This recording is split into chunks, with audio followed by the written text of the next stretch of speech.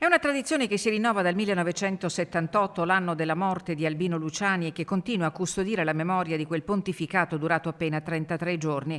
A Ghiselle, l'oasi intitolata Papa Luciani, quasi 200 persone hanno partecipato alla festa del piccolo borgo in una giornata di fede, amicizia e comunità. Un luogo caro ai veneziani e profondamente legato alla figura del Papa del Sorriso, nato a Canale d'Agordo, vescovo di Vittorio Veneto, patriarca di Venezia e poi pontefice con il nome di Giovanni Paolo I.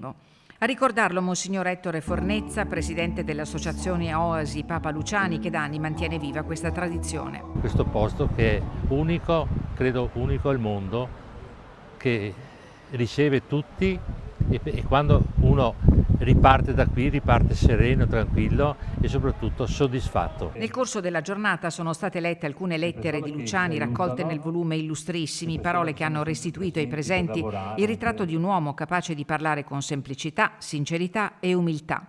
Un appuntamento solenne ma anche familiare, nel segno di quello stile umano e sorridente che ha reso Luciani tanto amato.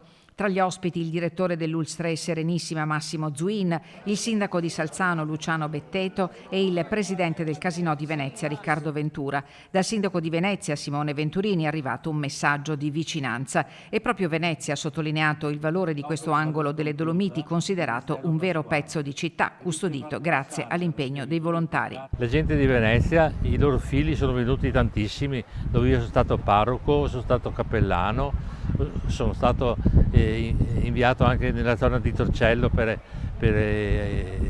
realizzare anche qualche cosa nuova a Torcello, anche la gente di Torcello, anche oggi è venuto qualcuno. La giornata ha avuto anche un momento particolarmente significativo. Una coppia di sposi veneziani che celebra i 25 anni di matrimonio, Don Ettore Fornezza, ha consegnato una pergamena arrivata direttamente dal Vaticano e firmata da Papa Leone XIV.